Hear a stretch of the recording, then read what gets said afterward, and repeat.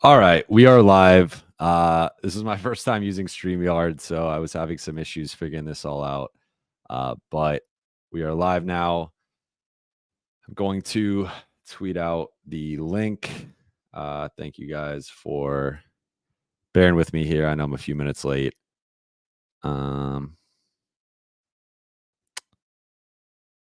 So let's see.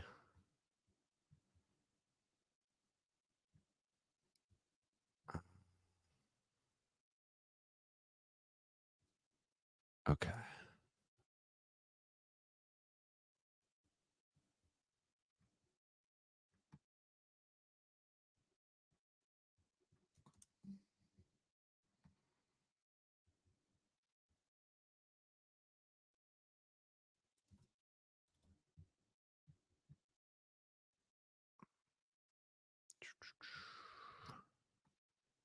I'm not seeing any comments. I don't know what's going on.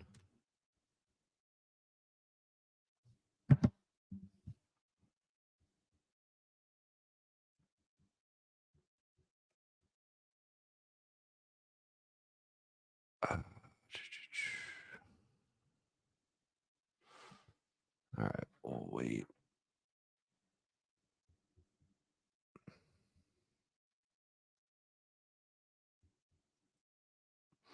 What's up, everybody? Sorry about the delay. I was figuring out StreamYard. What's up, Keith? How's it going?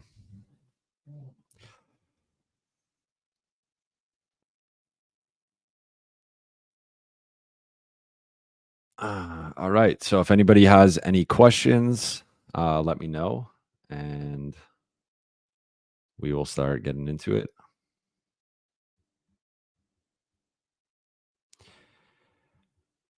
Brandon Omang, or sorry, I hope that's how say your name. Max needs 15 minutes a night. Prince needs to be 15 to 20 minutes.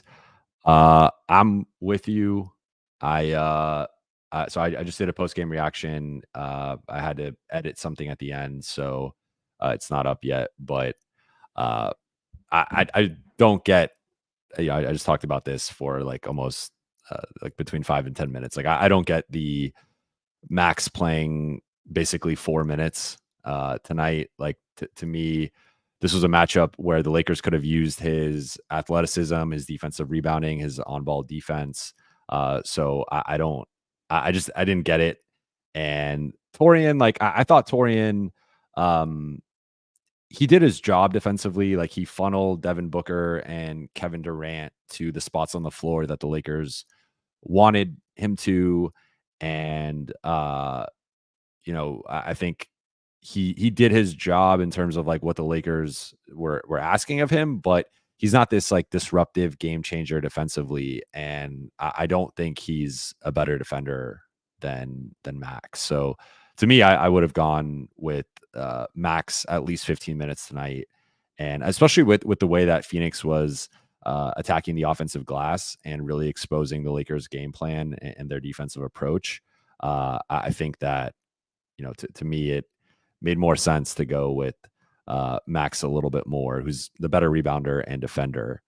All right, let's go. Little Chris Johnson, Ham's rotations and overplaying Prince costing us. Well, I think there was a lot of reasons why the Lakers lost this game. I think that was part of it. Again, the Lakers shortened. So Lakers have 2 days off in between now and their next game. They play Wednesday night and against the Clippers. So I think they went with a heavier, shorter rotation. D'Lo, Austin, LeBron, and AD all played at least 35 minutes. Really only played a 7-man rotation. The starters plus Spencer and Torian. But I think Jackson should have played a little bit more. I know they were outscored by 10 points in the 5 minutes that he played of like actual rotation time. So I think that, like, Yusuf Nurkic is not a good matchup for Jackson Hayes, but I feel like he could hold his own against Drew Eubanks. And at that point, that was still when the Lakers were, I feel like, figuring out the Suns a bit and adjusting in game. So I would have liked to see Jackson play a little bit more, maybe like 8 to 10 minutes. And then again, Max should have been playing, 15-ish minutes. I think Spencer and Torian, again, like Torian finished with, uh, let's see, I'll pull up the box score quickly. But Torian had 8 points, 1 rebound, 1 assist. Not that he's necessarily always going to be a box score guy, but was 3 for 10, 2 for 6 on threes. Spencer was 1 for 5, had 3 points, 2 assists. So like those two guys didn't give you what you were hoping for from both of them. So I think, I would have been fine with both of those guys having their minutes reduced and the Lakers playing a little bit more max. Uh, Lazane, anything on Vando? So I have heard that things are trending more optimistically, and that had been different than what I'd been hearing up until a few days ago. So the Lakers aren't at the reevaluation period for Vando yet. That's coming up in the next, I think, week and a half.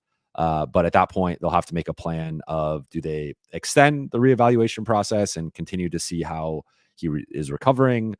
Do they clear him and start the ramp up process, or do they pull the plug and say, he needs season ending surgery, or just he's not going to be ready in time? Like, we don't want to rush him back. Let's just call it a season ending injury. So there are 3 different ways it can go. I did hear from someone within the Lakers that, you know, that it seems like Vando is trending in an optimistic way. Now, again, he has not been officially reevaluated. There is no timetable other than the reevaluation. But in terms of like when he could actually return, there's no official timetable yet if he does return. So it's been pretty vague, similar with Gabe. The only thing I've heard on Gabe really is that he is expected back at some point, with only a couple days left in February, and the Lakers playing on, I believe it's either February 28th or March 1st as their next game. It's February 28th. Gabe's not going to play in February, so it would be a March thing. But I assume if Gabe is cleared and once he's cleared, it'll be, a 1 week ramp up process or something like that. So I would expect Gabe, if he does come back, probably closer to mid-March, what would be on the earlier side. But it seems like that is a realistic scenario based on what I've heard. But still, with both guys, it's been very ambiguous timetables, very ambiguous information, and or unclear information. And that's kind of how the Lakers have operated with some of these role players. Like I think back to Kendrick Nunn, like he was day to day for like 4 months before we really got a concrete update on that. So, I'm going to be getting a lot of these questions. So Jorge or George, I know some people pronounce it different ways, that depending on what you go by. But why does Darvin Ham play Prince so many minutes? Like, I think Torian has become Darvin's security blanket. It's his comfort. Like he knows him. He has a rapport with him. I think Torian, again, like Torian to me catches more flack because of the role that he's put in rather than like what he actually does. Like I think Torian is fine in a small role. Like there's a reason why he was a $4.5 million player. Like in a 12 to 15 minute a night role where maybe he's having a hot shooting night, or you're just down a bunch of guys, Max re-sprains his ankle, or Max is in foul trouble or something. Okay, now we need to ramp up Torian's minutes to like 18, 20, 22. But, on an average night, he's a 12 to 15 minute a night player. And I don't, the 25 to 30 minute nights just don't make sense to me. And they never have, and they never will. And I don't know what else to tell you. Like, I just think he's earned Darvin's trust. And I think Darvin is clearly a guy who, like, he wears his trust on his sleeve with his rotation decisions. And like, there are certain guys he trusts or believes in certain moments, and there are certain guys he doesn't trust or believe in certain moments. So I think Torian has obviously been there all season for him in that regard. And I don't anticipate that changing. I do think Cam and Vando and Gabe, if all 3 guys can come back, like that will inherently limit Torian's minutes to some extent.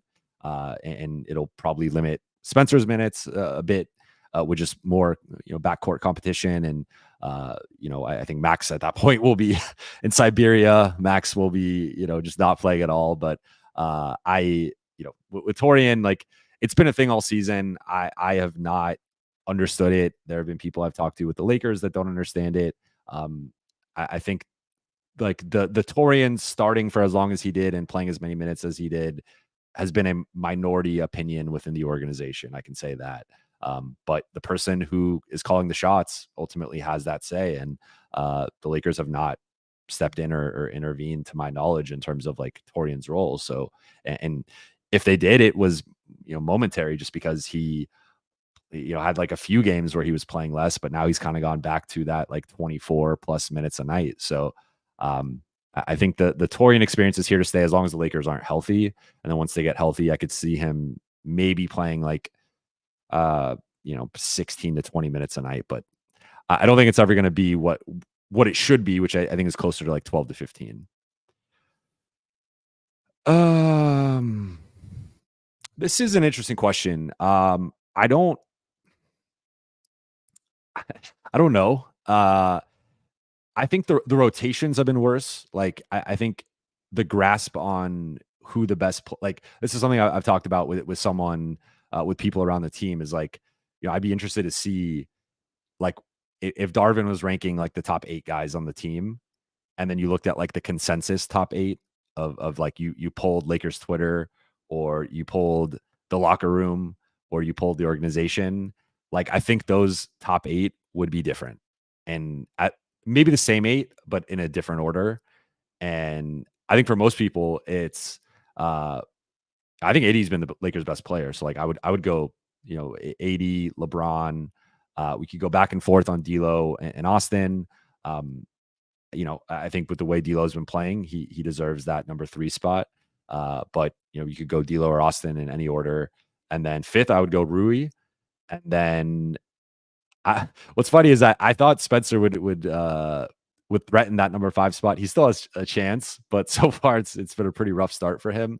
So I'd probably go Vando 6, and then like theoretically Gabe Vincent 7th, the ghost of Gabe Vincent, and then I go Spencer or Gabe in some order for like 7 or 8, and then you can maybe talk me into Torian at 9, but I honestly, I think Max has been better than Torian for several weeks. Like, I don't know if that's like a hot take or not, but I've been really impressed with Max. And like, I think some of his mistakes are a little bit louder because he's a younger player, and he'll miss an assignment, or he'll have a dumb foul, or he'll miss a shot badly. But like Torian had an air ball tonight. Like he's not rebounding. Like I don't get it. I feel like the rotations in the lineups and the grasp on all that has been my biggest issue with Darvin.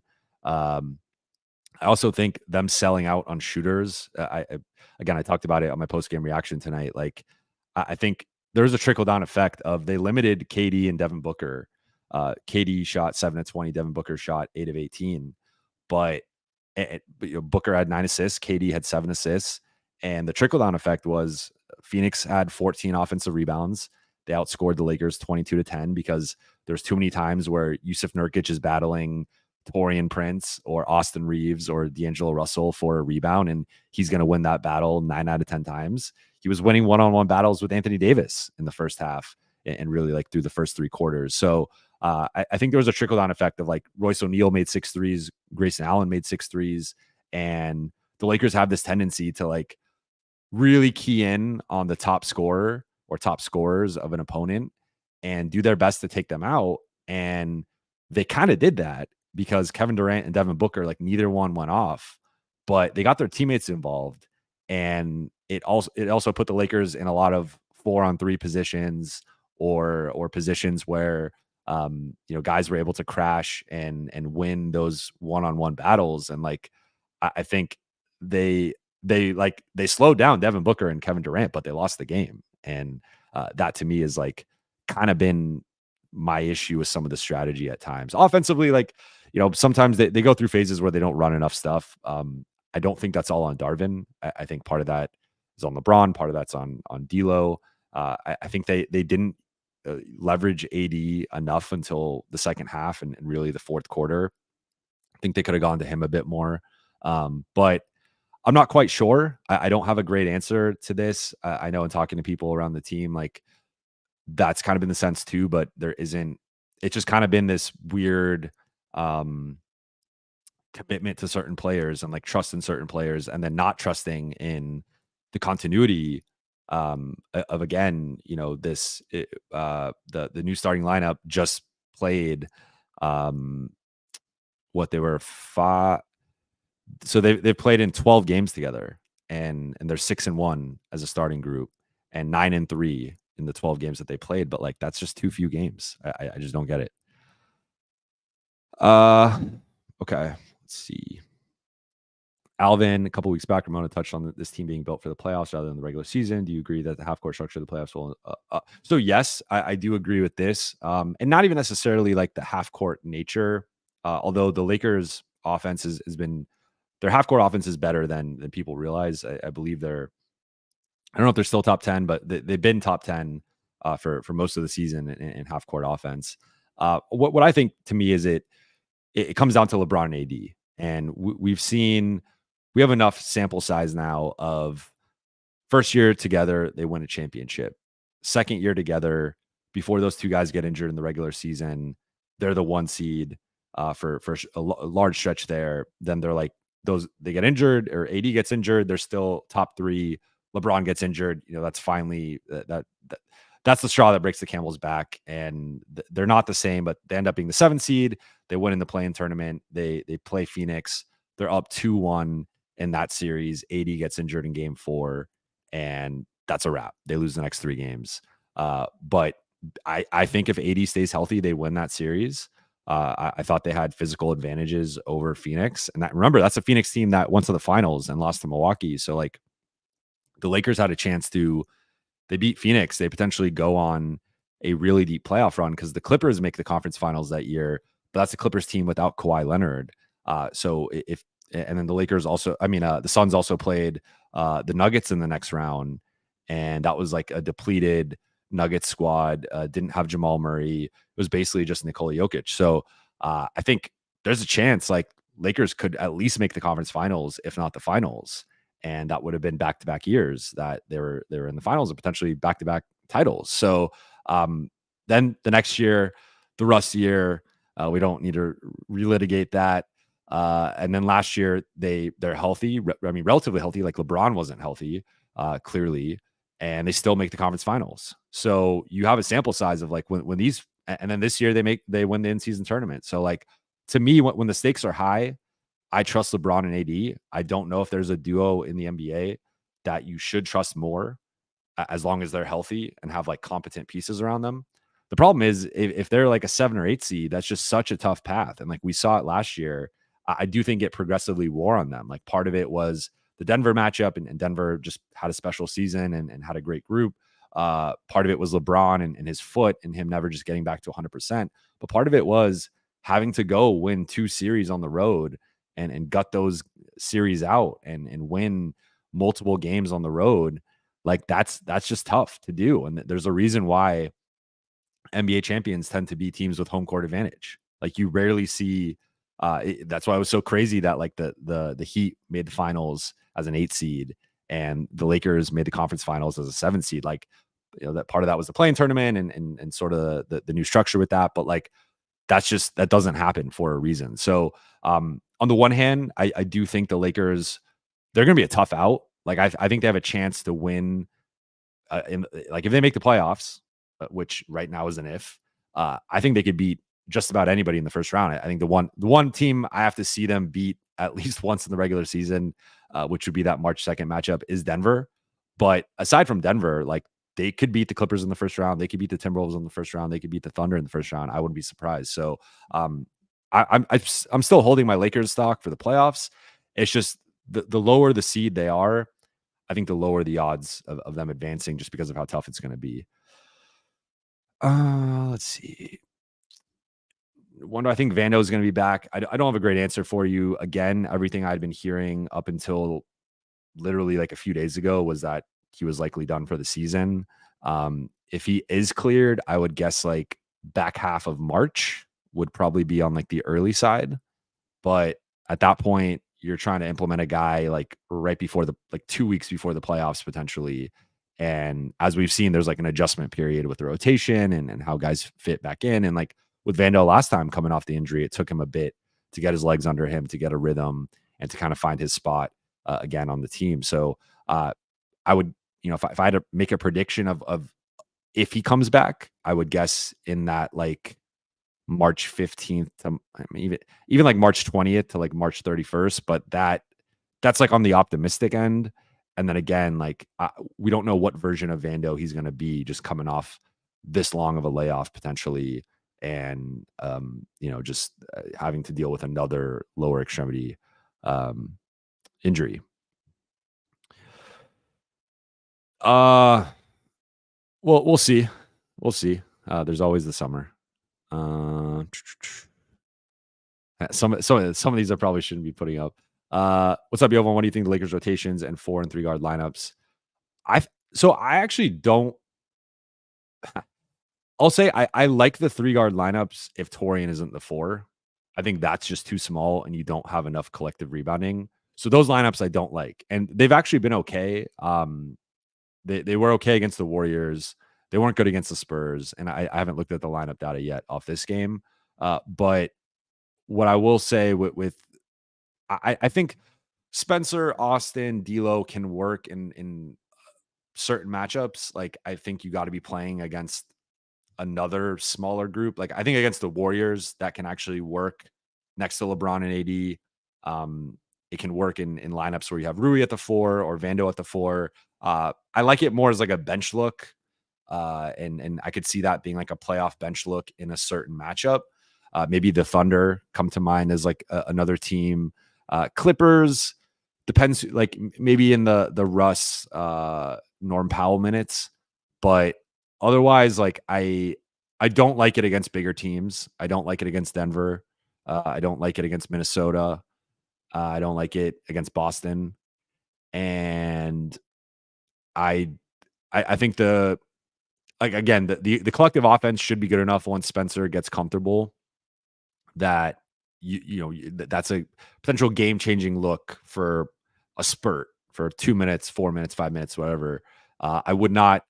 I don't know about closing with it. Again, I think it's very situational and matchup based, and I also think we have to see more from Spencer. Otherwise, like I mean, I've wanted to see more of D'Lo, Max, in Austin. I think that Max brings again defense, rebounding, 3-point shooting in a guard, package. But he's also 6'6" and has legit athleticism and length, and he's continuing to kind of grow into like the type of player he's going to be. So I'm okay with 3 guard lineups. I'm not okay with 4 guard lineups. I personally consider Torian more of a guard than a forward. And that's where I think those lineups get a little problematic of just 4 guards is too much. They don't have, like, if you look at the Warriors, for example, and like they've tended to have, like in the past, they had like Dante DiVincenzo, who's a good rebounder, tough, multi-positional defender. Even now, Pods can do some of that stuff. Moody can do some of that stuff. Like those guys play bigger than their size. And if you're going to go small, you need guards who can rebound, guard up a position or two, and are just like tough, gritty, high IQ players. The Lakers have a bunch of high IQ guards, but the rebounding, the guarding up a position, like that's where things get a little concerning for me. So I'm not as sold on that. Um, I'm with you, Ronilo. Like that to me right now is like you don't want to use it as an excuse because every team has injuries that they're battling with, and like that's the other thing with the game tonight is like the Suns didn't have Bradley Beal, they didn't have their 3rd best player, they also didn't have Eric Gordon, who's their 4th or 5th best player, 6th at worst. So like the Suns had their own, and maybe those guys don't alter the structure of the team as much because they are a smaller team that is more perimeter oriented. And those guys kind of just fit as like plug and play to an extent. But like the Lakers, their rotation is dramatically altered by not having Jared Vanderbilt and Cam Reddish. Like those 2 guys are critical wing defenders on a team that otherwise doesn't have a lot of wing defense. So, yeah, no, they definitely miss them. Uh, I can't say this one. Can't say this one. Sorry. Uh, I mean, ideally, like I think that can work in with the right big man. I don't know if Jackson Hayes and Christian Wood are the right big man pairings for AD in this setting. We have seen the Christian Wood, AD, LeBron front court have some success against like the Suns in this particular matchup. So I think they miss Christian Wood, tonight.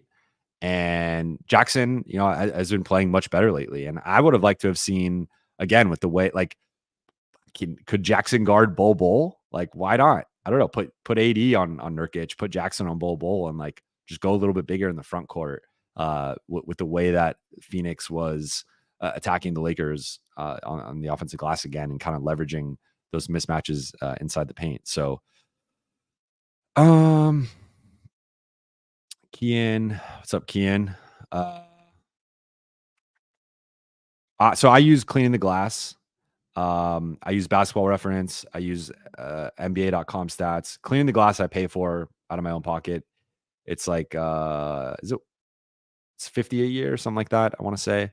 Otherwise, basketball reference is free. I have a through the Athletic, I have a stat head account, so I could look certain things up on stat head. Otherwise, NBA.com slash stats. I'll also use dunks and threes. B-ball index. I will also use. I have an account there.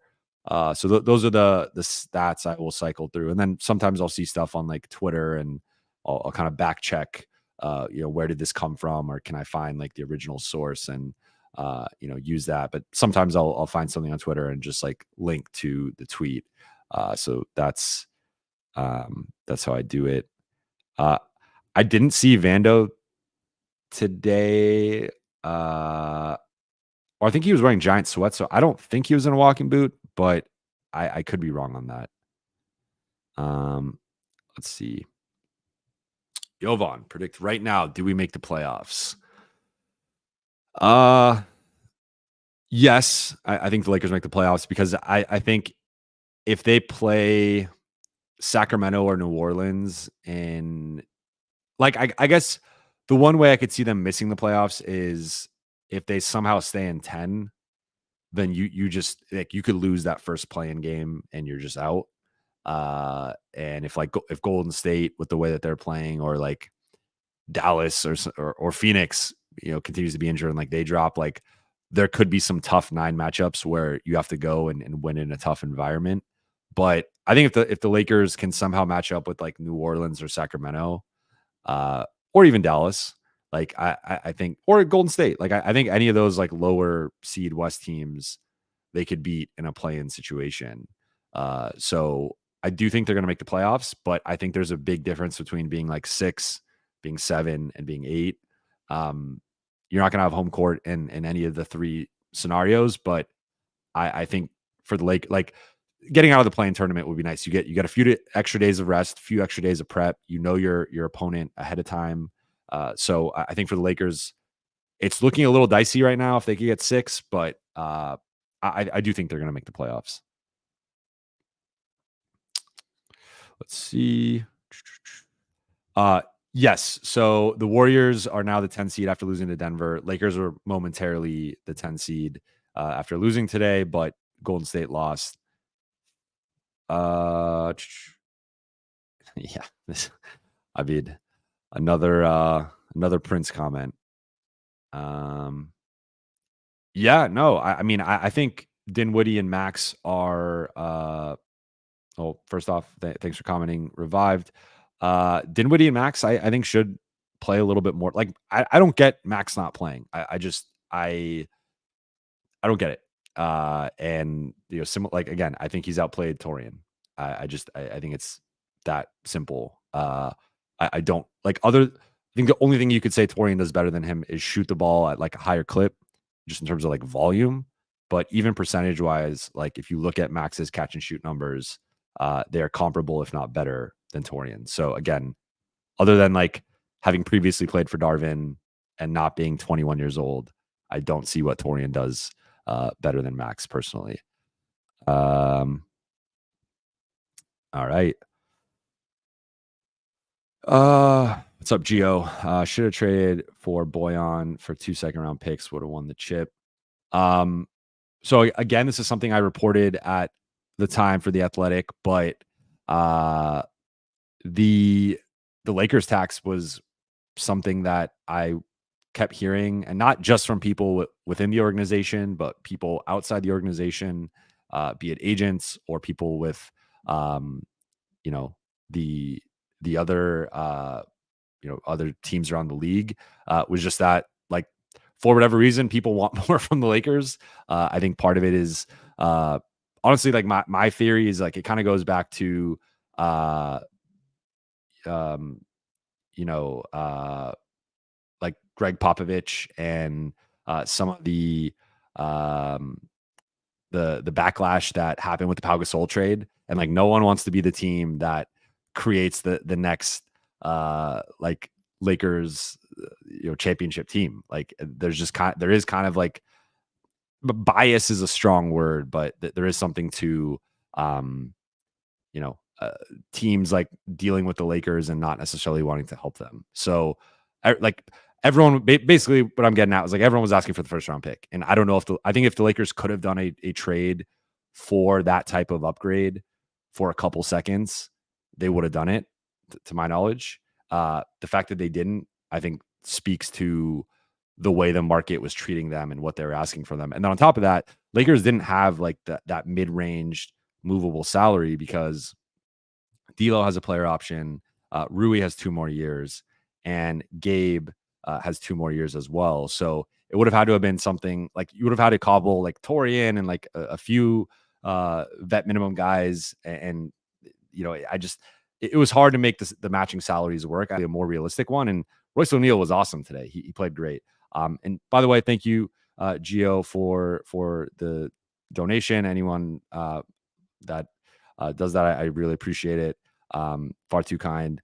Let's see. Yes, Christian Wood. They missed his size tonight. Yeah, let's see.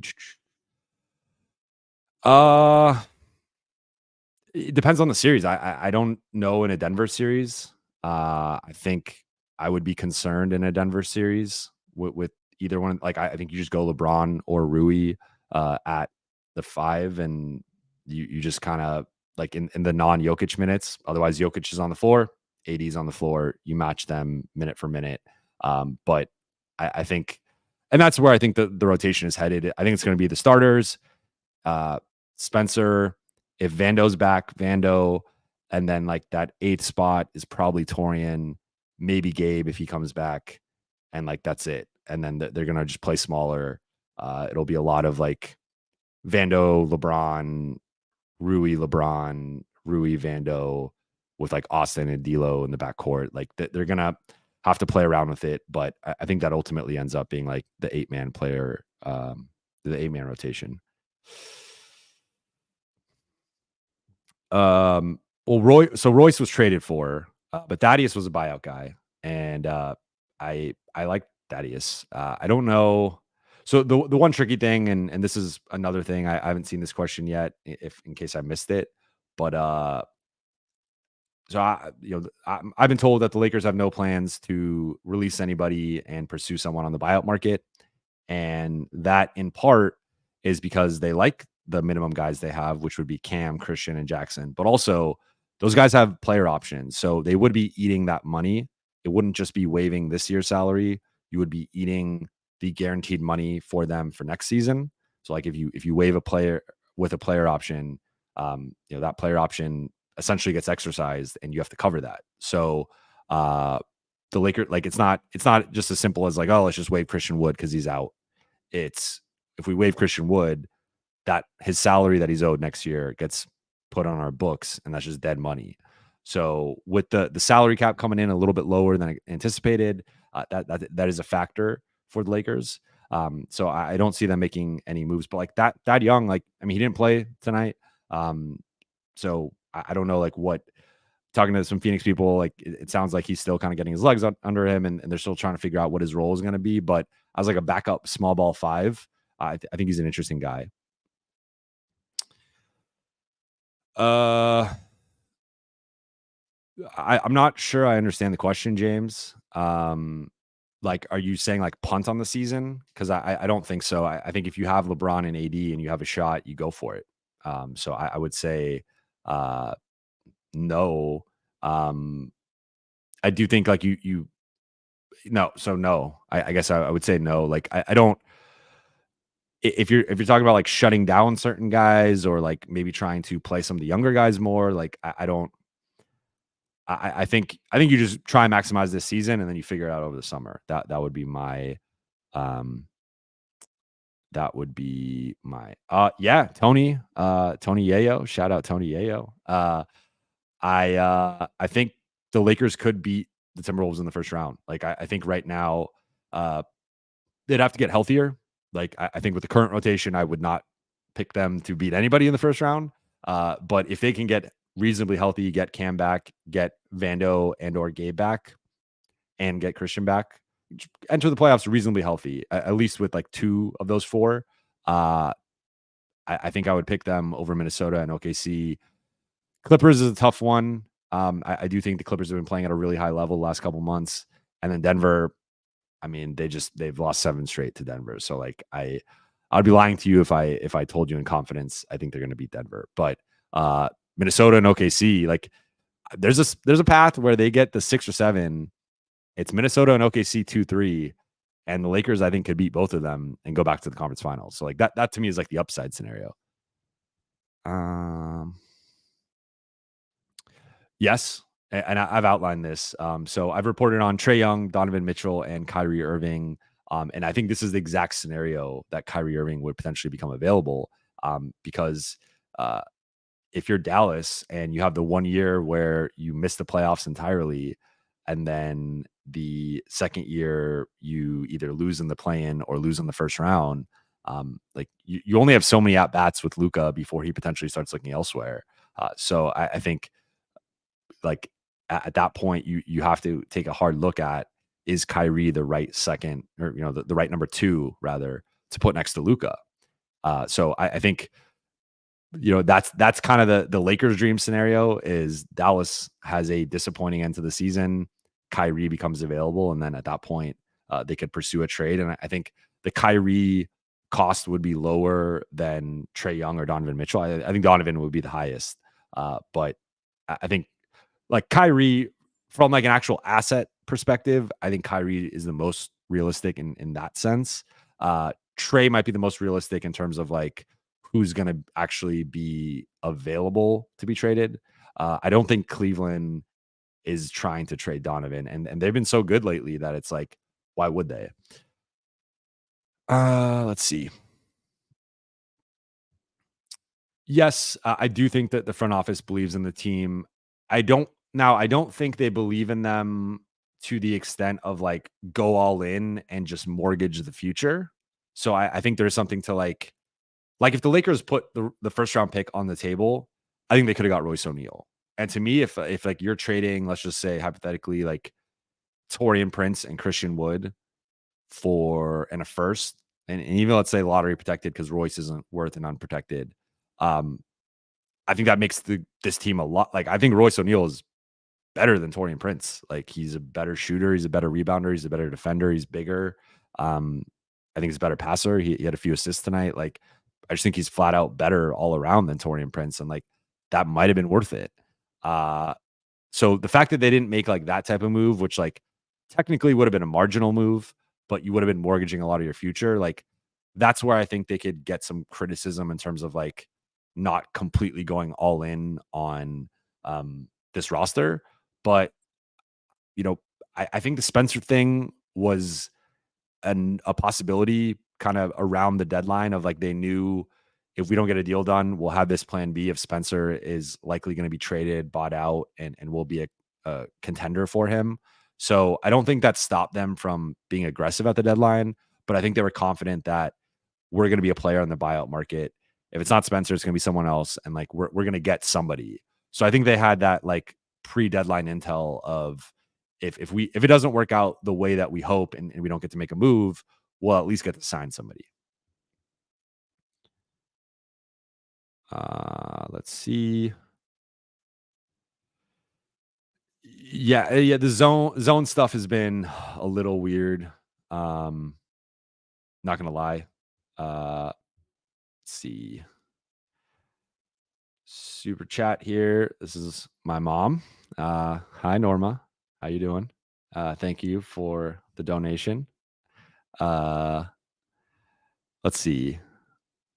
My mom is my biggest fan, or tied with my fiance, Helena. Shout out to Helena. I know she's watching this too. Um, any update on Gabe? So I said I've heard he's coming back. I don't have a timeline. It's been very unclear. Um, Cam, I'm surprised. I thought he'd be back at least by this game. He's gonna have a couple days off, and he was questionable entering this game. So I think there's a chance he plays on this back to back. Maybe he only plays in one of them, but it has been surprising that Cam's not back, and I haven't heard a clear uh, timeline on uh, on Gabe.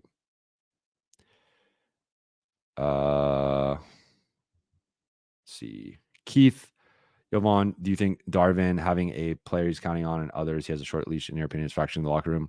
I think fracturing is a strong word here. I don't think it's gone unnoticed, and I think when I had my report with Shams in the beginning of January, like that was not Torian specifically necessarily, but that was kind of part of the frustration of just certain guys having a longer leash than other guys. And I think without or just kind of reading between the lines, like two of those guys have been Torian and Cam. And it's kind of been like no matter like Torian could go 1 for 8 and he's gonna probably play 25 to 30 minutes. If D'Lo goes 1 for 8, he might play like 22 minutes and like not close the game. And I think that was like at that time, like back then. I think now like D'Lo's obviously I think earned more of the trust of the coaching staff and like he's been closing consistently and he's been playing much better. But that's just like an example of like a player who maybe didn't have a leash versus a player who had a longer leash or a player with a short leash versus long leash. So that was, and there was just several instances of that kind of throughout the season where there'd be pockets of like, this guy's playing more despite the production not necessarily being there. This guy's playing less.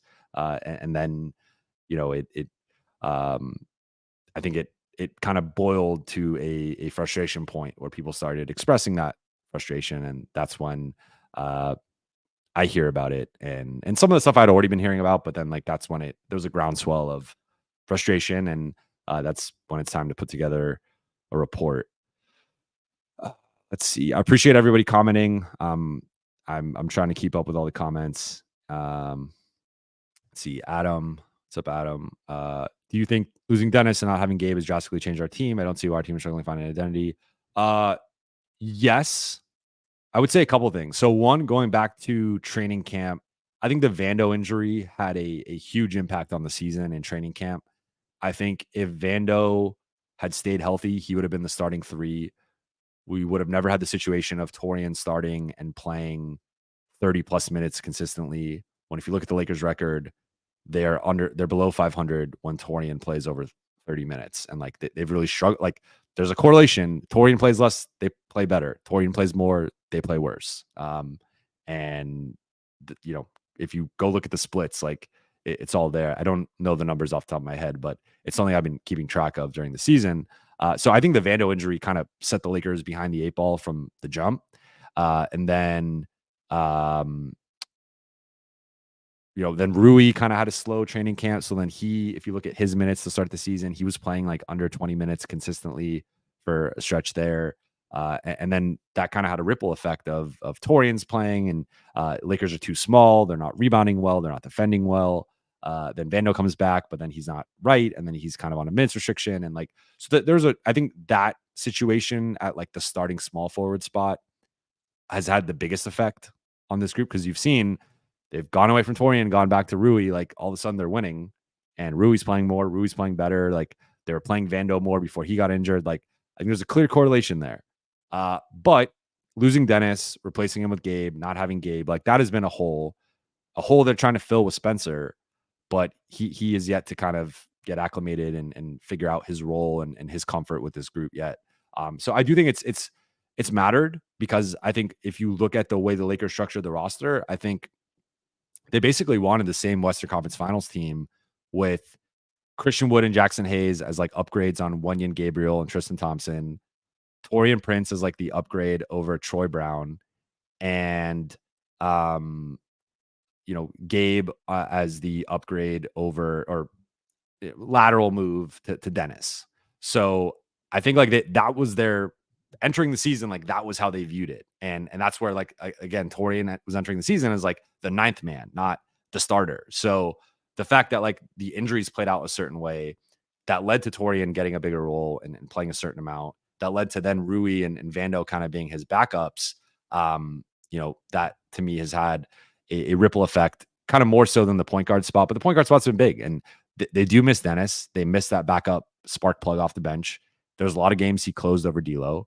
So that's definitely part of it. Let's see. Gio. Thank you, Gio. How come Plinka didn't get Kyrie? The Packers is beatable and it won't be giving Kyrie the max, and why not trade Shafino for help now? So I think the Lakers aren't giving up on Jalen. Depending on who you talk to, like I think there's still some optimism and like, in theory he should be more NBA ready than he is, but I don't think they viewed him as like he's going to come in and be like a 25-minute a night guy. Like I think there was some understanding that it was probably going to take him like 2 to 3 years to really become a full-time rotation guy and an impact guy. So from that perspective, I think he's behind schedule, but I don't think the Lakers are like necessarily panicking about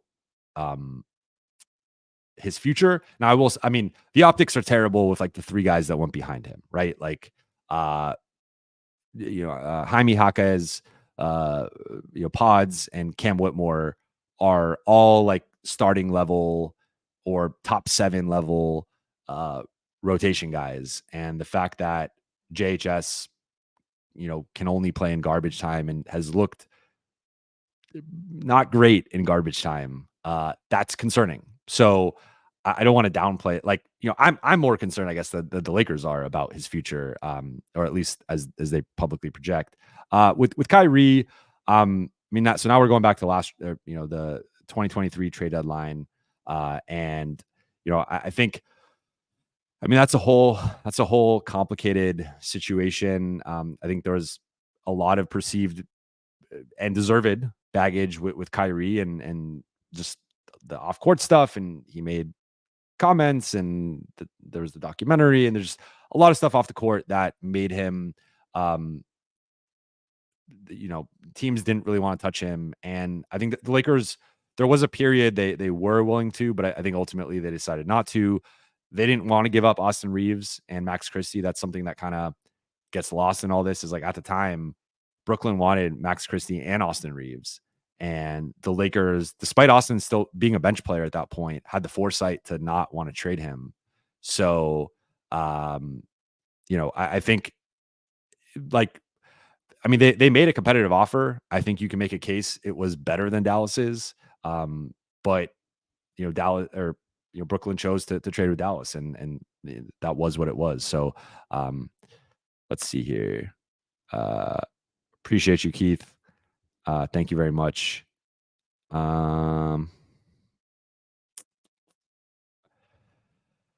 Look, Mission, I'm sorry, man. I'm sorry. I feel you. I see the frustration on Twitter and see it on the YouTube comments. I get it. I haven't heard.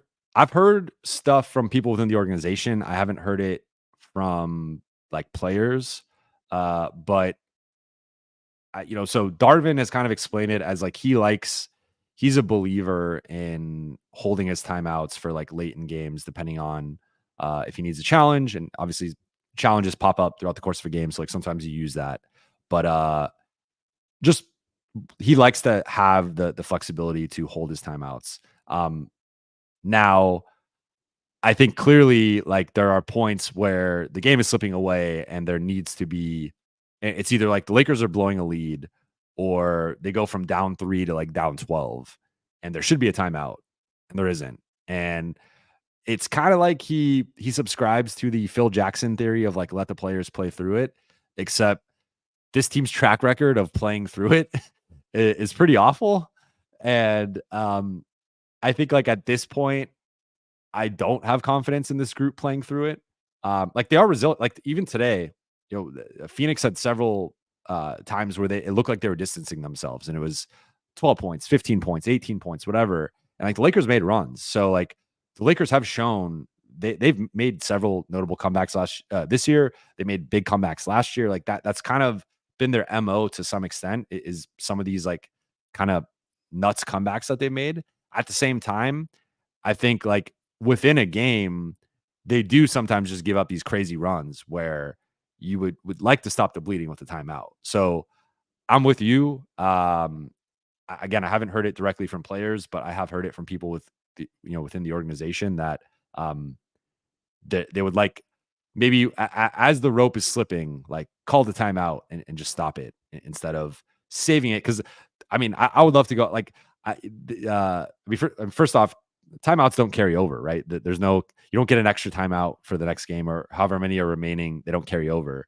But two, I'd love if you could see how many timeouts, like how many games the Lakers ended with like at least 2 timeouts remaining, or at least one, and in like close games. So that's like that would be an insightful stat if there was a way to track that.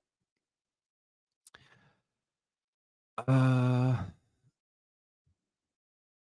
What's up, Jords? How much input does the front office have towards coaching during the season, or do they just let him cook? My understanding is they let him cook. I think there are meetings like they meet regularly with as a staff, and Rob and Darvin meet pretty consistently. But he has meetings with the analytics department, meetings with the scouting department, and so as a front office, they're meeting on a weekly basis. But ultimately, from my understanding, that there are suggestions made, but Darvin has the final say. So make of that what you will. But I've heard of different things suggested. Again, I think different starting lineups have been suggested. I think Torian's role being reduced has been suggested. Shooting more threes has been suggested. But that hasn't, the threes have gotten a little bit better, but that hasn't really borne out, or bore out rather. So make of that what you will. But from my understanding, they haven't been, it's not like a micromanaging situation, or you have to do this, or you're in the hot seat or something. Like I think it's been let Darvin cook and go from there. I think it's gotten better. The vibes around the locker room have been better in general. I do think that this is a team where, so this is my 6th season covering a team as a beat writer, and my 12th season being in locker rooms, being paid to professionally cover the NBA. And I do think this is one of the locker rooms that's like more down when they lose. And I think that could be viewed like one of two ways. It could be viewed as like a positive of um it's a competitive group that has high expectations and they take losses badly. But it's also a group where sometimes it feels like they're very divided when they lose.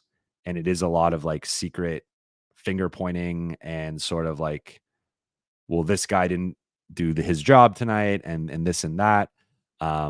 So I think like I think that's a factor in this, and naturally like the one thing. So the Lakers having conversations with people in around the team entering the season, like they kind of zigged where the league was zagging, and you tend to see this where like so there are trends, right? Where think about the Warriors and how like small ball and spacing and 3-point shooting, like that took over the league, and that still is kind of changed the way that teams play basketball. But now the thing has kind of been like the building out the perfect starting lineup, building a top heavy roster. You look at Boston, you look at Denver, like those teams aren't really deeper than like 7, maybe 8 guys, like 7.5. But like their starting lineups and like their closing lineups are like those are probably the two best lineups in the NBA. Like I think if you're ranking every lineup, you'd probably pick Denver and Boston as like the two best 5-man units. And the Lakers kind of zigged or zagged, whichever one you want to pick, away from that by saying we want depth. We want like 12 rotation level guys, and we want the depth of like we can withstand injuries, we can mix and match during a playoff series, and like they're confident that they built that type of roster. The problem is having a deep roster is nice in theory. And of course you want better players all the time, right? But the problem is when you're losing, then guy number 10 and 11 and 12 and 13 are like, why aren't I playing? Because the guys 7, 8, and 9, like, first off, I don't think they're better than me. But even if you want to make that argument, well, look at the results. We're not winning.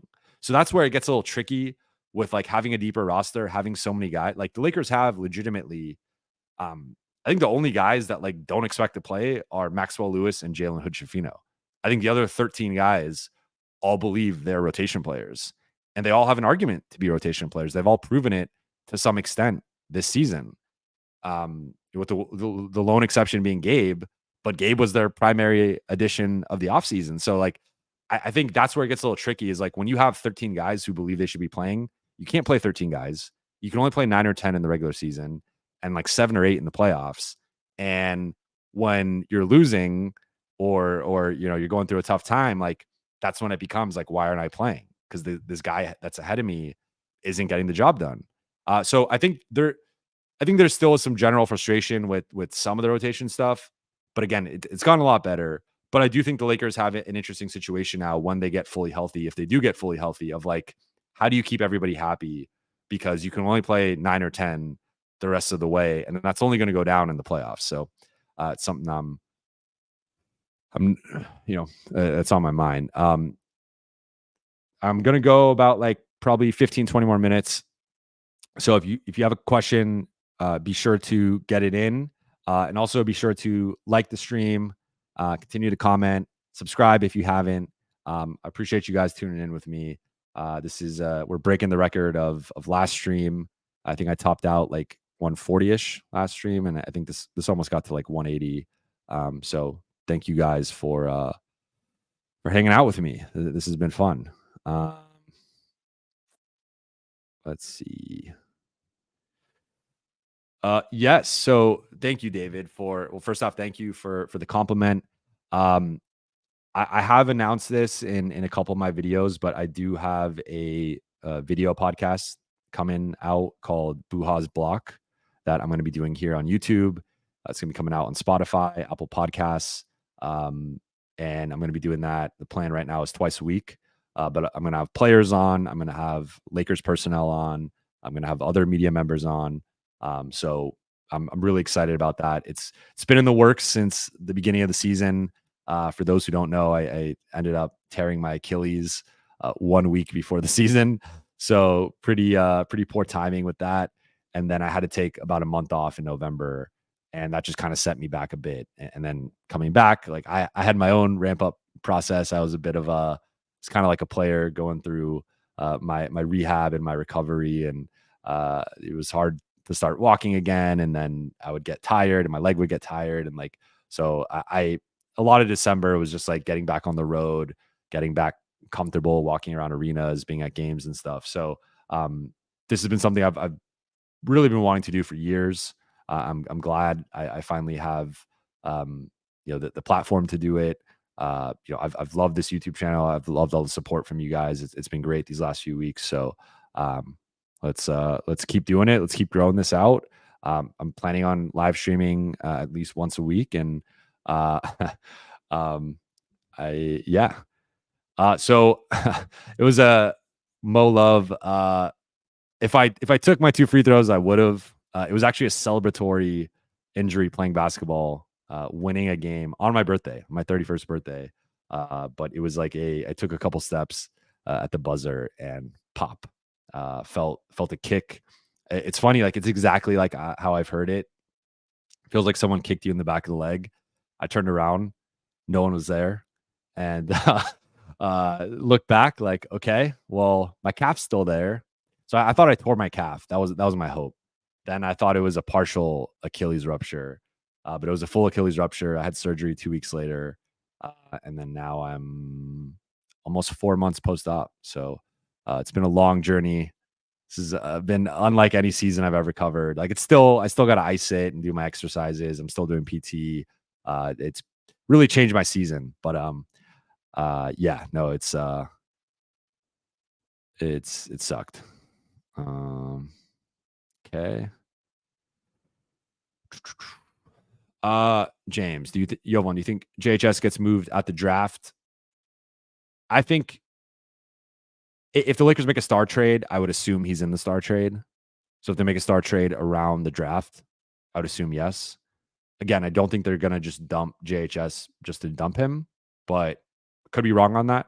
We'll see how the rest of his career goes, or the rest of the season, and then into kind of the summer.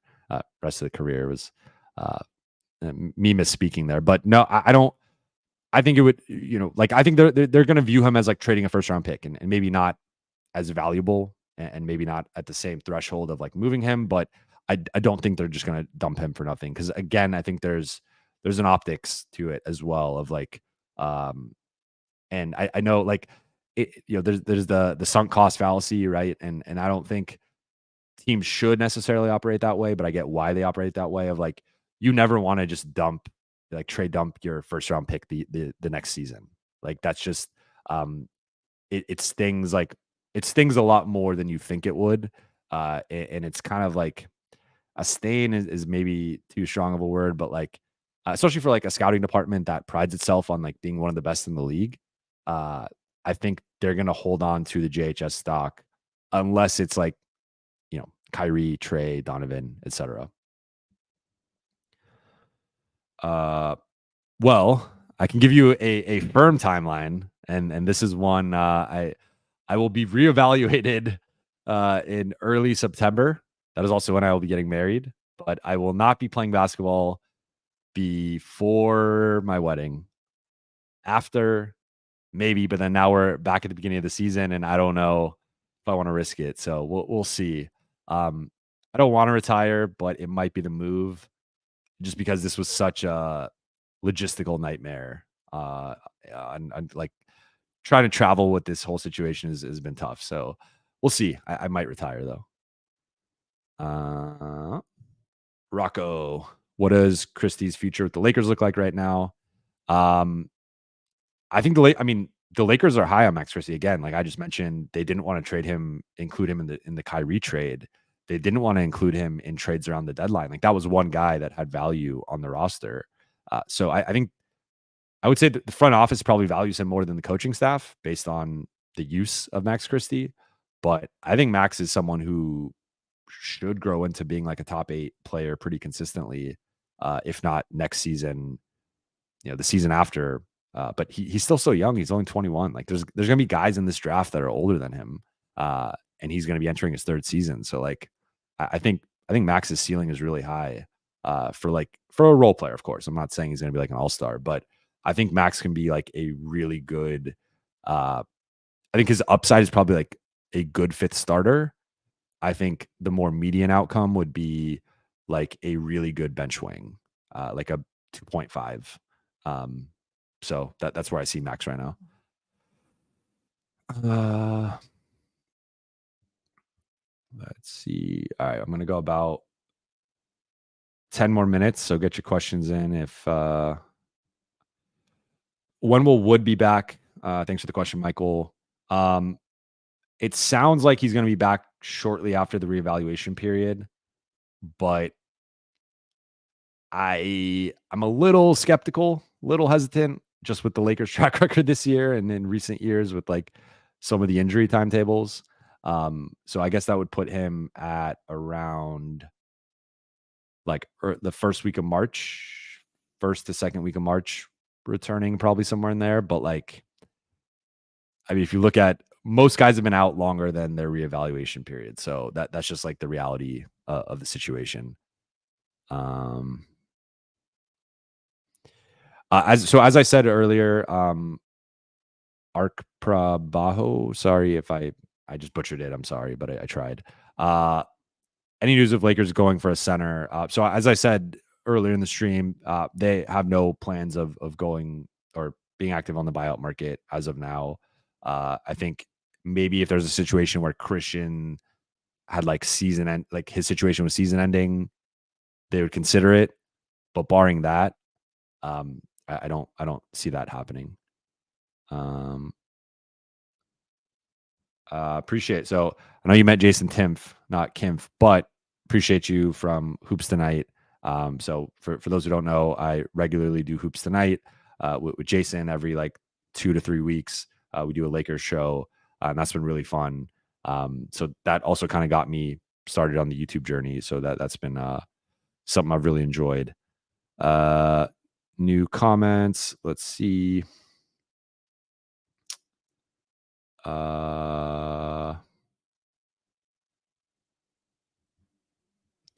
Do you think the team re-signs Max, or at least what number do you think they would re-sign him?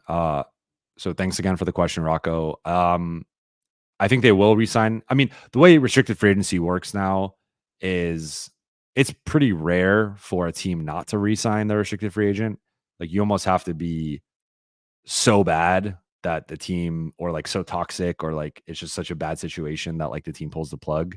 Otherwise, and like the flip side of that, and Lakers just kind of experienced the benefit of this with Austin Reeves is like it can sort of lower your market where teams rarely challenge for other teams' restricted free agents. So I could see Max getting something between like three 324 to like 332, somewhere in that range. So that's like 8 to 10, 8 to 11 million. I think he's again, depending on how the rest of the season goes, depending on how he continues to develop, I think that's pretty fair pricing. So that would put him. I mean, that's lower than D'Lo, lower than Austin, lower than Rui, lower than Vando, lower than Gabe. So like what he'd be the eighth highest paid player on the team. Like that's, I mean, as crazy as it sounds to us normal folks, $8 million in the NBA now is like $3 or $4 million like a few years ago. So I don't think like Max getting $8 million a year is like crazy. Look, Mission. Haven't finalized the weekend yet. Haven't finalized the location yet, but I will let you know. Just answer this. So yeah. Appreciate it, James. Thank you. Thank you very much. Puppy Chow, like the name. Your future plans, which celebrity you're going to co-host your successful podcast with? So right now the plan is going to be a solo pod. I'm a little bit of a weirdo and I kind of like doing solo pods. Maybe I like hearing myself talk. I don't know. But I think the plan is like once a week solo, and that'll be kind of similar to my post game reactions, but like a little bit longer. And then I'll probably do a mailbag portion of like 3 to 5 questions. And then the other episode will be a guest. And that will be, again, players, Lakers personnel, other media members, other relevant. I'm going to try, like, when they get rookies, I'm going to try and bring them in. I already have a few players I've been talking to. Don't want to spoil it yet, but I think my first guest, many people will enjoy that interview. So, again, like that's kind of the thing, honestly, holding it up right now is like I have a guest who I've been trying to get for several weeks now, and if I can get that person, I think you guys would enjoy it, and that would be a great first episode. Andrew, what record do you think we end with? Here, I will tell you live. 31-28 right now. I'm gonna skim the schedule. I think 46-36. That would be like my, and that's factoring in the injuries. So that would be them going 15-8 the rest of the way. I think that's possible. Might even be a little optimistic, I'm not gonna lie. But I think if they get the right if like Gabe comes back within the next 2 to 3 weeks, Cam's back next week, Christian's back in a couple weeks, Vando returns before the end of the season, like, um, they do have a home heavy March schedule, so that a lot of tough teams, but like they just play dramatically better at home. Um, I could see that though. Again, that could be a little optimistic. Not like we'll see. Uh,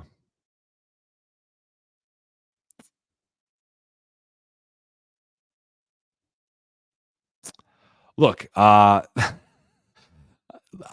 fair. I mean, with the way that they've been playing lately, like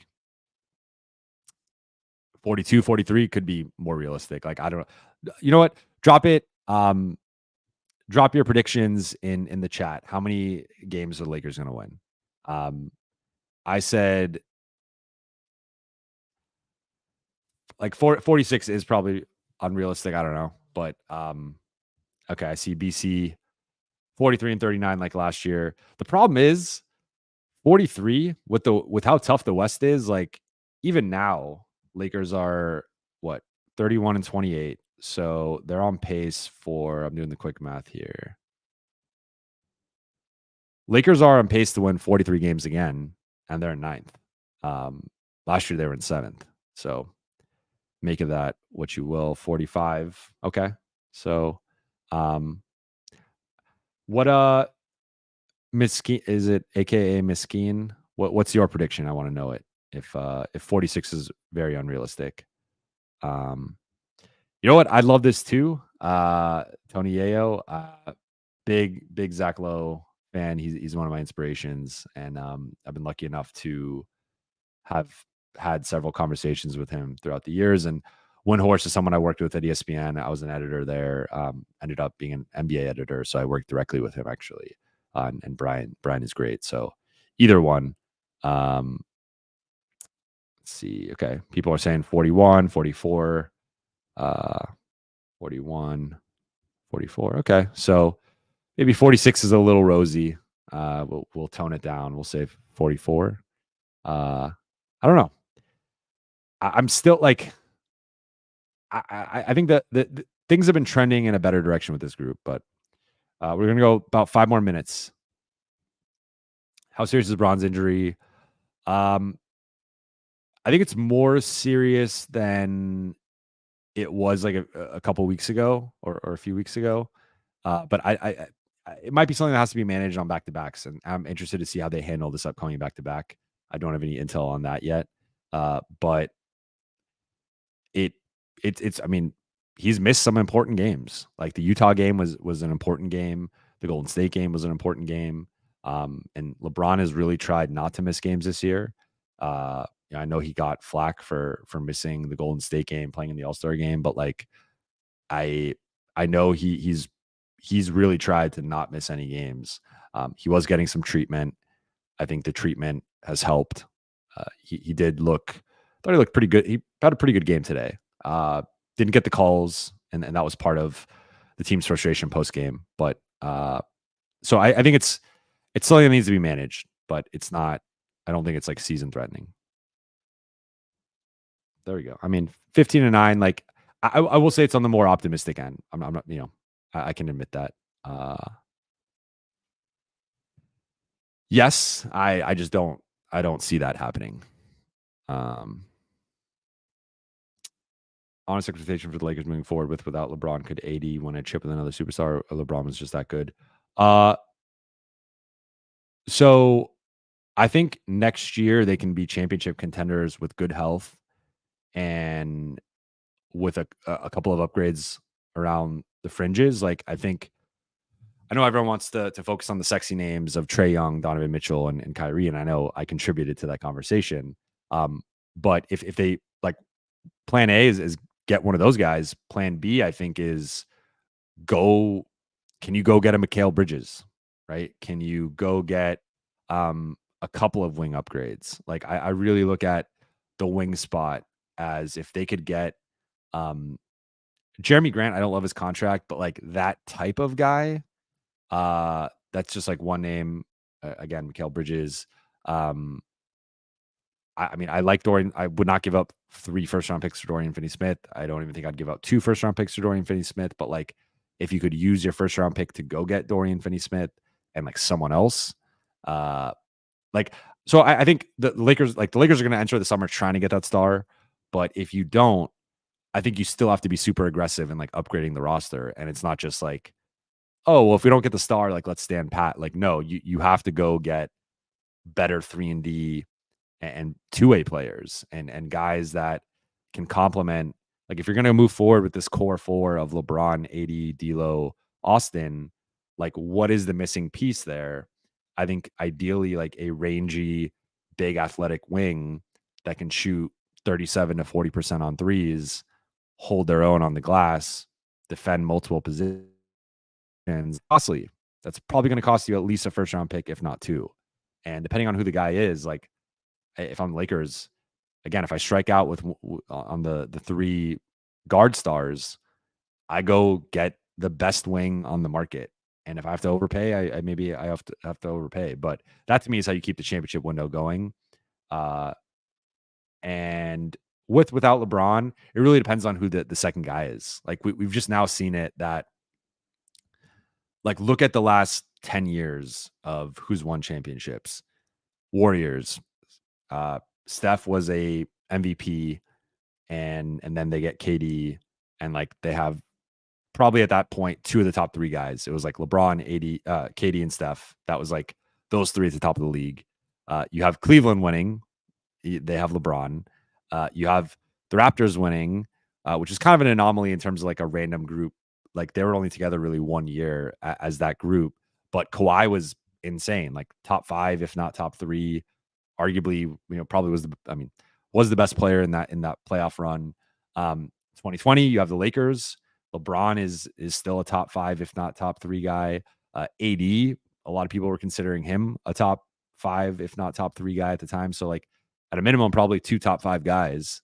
Then 2021, a little bit of a weird year, but Giannis was that's still the peak of Giannis that we've seen, was that 2021 run. Top 5, if not top 3. Also, coming off MVP. Then 2022, Steph again, another dominant playoff run. And then 2023, Jokic, best player in the world, 2-time MVP. And then we'll see what happens in 2024. But, like, point being, you need, like, you don't just, people like to say a top 10 guy, like, you typically need, like, a top, like, the best guy, or, like, a top 3 guy to win a championship, and, like, the right pieces around them. So, like, AD, could he be the best player on a championship team? Like, yes, but I think you'd have to have, like, the right pieces around him. I don't think the Lakers currently have the right pieces around him to, like, maximize AD as, like, the number 1 guy. So I do think you'd probably have to bring in someone as good, if not better than him. And that's a short list. And that's a tough list. Like, it's not Trae Young. It's not Donovan Mitchell. It's not Kyrie. Um, like, I like those guys as, like, a number 3 behind LeBron and AD. I don't like them as a number 2. Maybe Trae or Donovan, I think, could be a number 2 again with the right number 1, but, like, I don't know if that's AD. So I think Lakers, like, as long as they have AD, they're gonna they're gonna still have the Lakers brand. They're still gonna have the infrastructure. Like, I think they could reload and get another star. It just has to be, like, there's just levels to it, in my opinion. Of, like, do you go get a Luka? Do you go get Jason Tatum? Do you go get a Anthony Edwards? Like, and these are all hypothetical names. I'm just even in Anthony Edwards, like, I don't know if he's good enough to be the number 1 in a championship team. Like, he could grow into that, but up to this point, it's hard to say. Even Jason Tatum, I don't know. So, like, it's a really short list. It might only be Jokic and Giannis, even Embiid. Like, Embiid is yet to really go on the deep playoff run. I think it's Steph. I think LeBron in a playoff setting can still be the best player on a title team. I think Kawhi could do it, although the health is obviously a concern. And, like, it might be 4 or 5 guys. Like, I don't know. So I do think it's a short list, and it's hard to get. It's hard. Like, I don't see any of those guys becoming available in the next, like, couple of years. So I think as long as Lakers have LeBron playing at a really high level, they're a contender. Beyond that, it really depends on, like, who they reload with. I know it's something they're thinking about, something they're trying to figure out.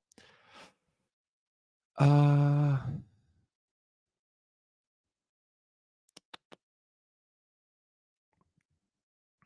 D'Lo versus AR. I'll say this. I think D'Lo's been better than Austin for the last 6 weeks or so, 7 weeks. So, um, I I still what I'd like and look, I wanna give 'cause I think I sometimes have a reputation as, like, not the biggest D'Lo fan. Although I think I've been really impressed with him this season. I think he's matured. I think he's been more consistent. I think he's tried harder defensively, and I think this is the best basketball he's played as a Laker and some of the best basketball he's played for his career. What I will say, I do wanna see like I'm really I hope he's available for the Denver matchup. I want to see like how that goes of because he obviously struggled in the Western Conference Finals. He struggled on opening night and then he didn't play in the last matchup. So like I'd love to see him kind of break through and like have a good game against Denver. Um Austin I think has been pretty steady. Like I do think the expectations for Austin were maybe a little unrealistic, and I was even, you know, buying into some of that. But I think if you look at his numbers from last year, like Austin's basically in line, and in some ways better than last season. So like I do think people were hoping for him to take a jump of like 22 to 24 points a game and like 5 rebounds and like 6 assists and like 50, 40, 90. And that's that, I think was the hope, but Austin's still been really solid. So like, and I think if you go back to the in-season tournament, like D'Lo started to struggle towards the end of the tournament. Austin played better as the tournament went on. So I do think thus far with the sample size we have, Austin has been better in the bigger moments and the higher stakes moments. But I also think like we don't need to necessarily compare them. Like why it doesn't really matter who's number 3, who's number 4. Like um I think recently it's obviously been D'Lo, and the Lakers have been winning with that. So like stick with that if that's what it is. But I do think like there's a natural tendency to compare the two, and I don't think you necessarily have to do that. Uh,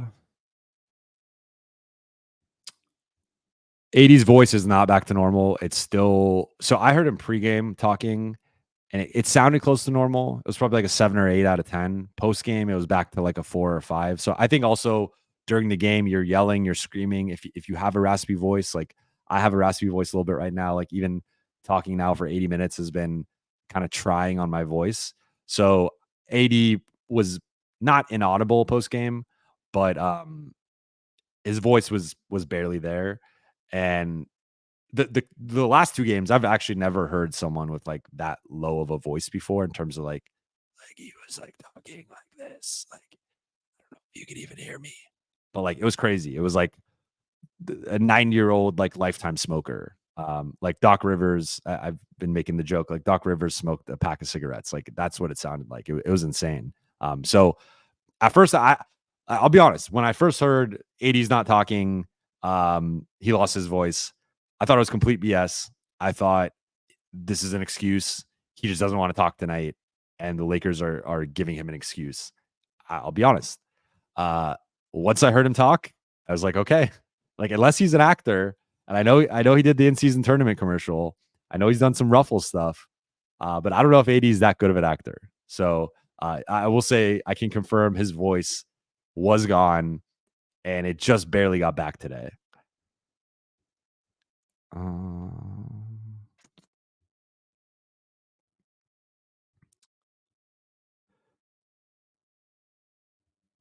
let's see. Sorry, I'm scrolling through.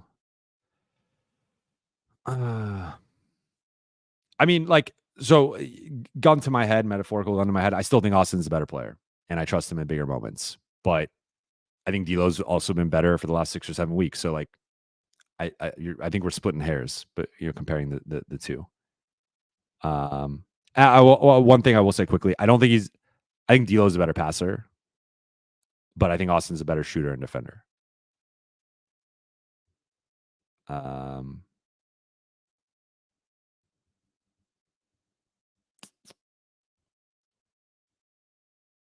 uh, Sorry, I'm seeing a lot of comments, not a lot of questions. Um, look, look, I don't wanna get into the whole D'Lo Austin like. They're both really good players. The Lakers need both of them. But I'm about to go. Like I'll about to wrap up in like 2 minutes. So if you want to get your questions in, get them in. Get them in now, and then we'll call it. Um, Darth Dan, I'm seeing. Um, I've been talking about Gabe. I've heard he's coming back. I don't know when. If I had to guess, it'd probably be mid March. Um, Akeem. Well, so Austin has been a defensive liability at times, but I also think D'Lo has been. Like, I don't think. I think Austin's a better team defender too. Like in terms of like help defense and the charges and stuff. Like he hasn't done that as much, but I I do think teams target Austin more, which is interesting. Um, like you're able to kind of go through his chest a little bit more, but I think Austin competes more on the defensive end. But we can agree to disagree. This shouldn't happen, and I don't understand it.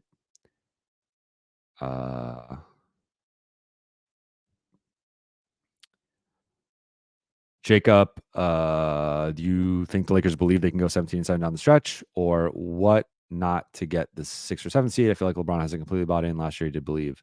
I think this is an interesting question. I don't know. Like, I think they have the confidence that they could do it. I sort of agree that I don't know if they're like fully bought in. Um, Even today, like LeBron in his post game was kind of talking about like, oh, the Sun Stars like didn't have it going, with the role players won them the game, and like sometimes like I take that as like, is that like a shot at the role players on this team? Like I don't know. I thought that like D'Lo had a good game. Austin had a rough start, but played better in the second half. Rui got benched for like a weird stretch, which I didn't understand. And then Spencer and Torian, I didn't play that well. So on the whole, the supporting cast like wasn't great, but I I don't know. I think they are confident that they can do it. I just again like I mentioned this in an earlier answer. I think this group does get really down when things aren't going their way, and that's a little bit concerning. Um, it feels like instead of like getting in the foxhole with each other, they do kind of separate a little bit. That's just my up close observation. I think the Lakers will do something like there will be it's likely going to happen at home now because he's about 78 points away. So unless he drops 78 against the Clippers, or I don't know the exact total. So it's either going to happen in 2 games or in 3 games, which will be home games. Um, and I think the Lakers will do like a little video or a little like during a timeout, they'll put the graphic up and they'll talk, and then LeBron will talk about it post game. And based on Lakers track record, they'll probably lose whatever game he breaks it in, because every LeBron record that has like been broken as a Laker, they always lose that game. So that's something to be on the lookout for. Nah, I mean, this has been fun. I've appreciated all you guys commenting. I've appreciated the super chats, and the donations, and I appreciate it. I'm gonna keep doing this, again on a weekly basis. I do have to go. So this will be the last one, from James. Jovan, last year Lakers made drastic changes to make a run after the All-Star break. This year I don't feel the same vibe. What do you think needs to change to make a run? I think they need to get healthy, and I think the rotation, I think like Jackson and Max should play a little bit more, and they should lean into the athleticism, the energy. In Max's case, the defense and 3-point shooting. In Jackson's case, just like that energy that he plays with, and like his rim running, his transition game. I think Jackson has been a real positive lately. So this was a particularly tough matchup with Yusuf Nurkic. He was pushing AD around. He was pushing Jackson around. I don't remember how long they overlapped. It might have only been like a minute or so, but I think that's why he didn't play as much. But yeah, so that is it. I'm about to wrap up, but thank you guys so much. If you enjoyed this, please be sure to like the stream, check out my channel, subscribe, check out my other videos. The second this ends, I'm going to post my post game reaction a little later than I wanted, but hope you guys will check that out. It's a longer one. It's about 25 minutes. So I go in on different things with the rotation and my observations from the game. But thank you guys so much. And I will talk to you. Well, I'll have a video up in a few minutes, and then I will talk to you guys tomorrow. All right. Peace out. Thank you guys.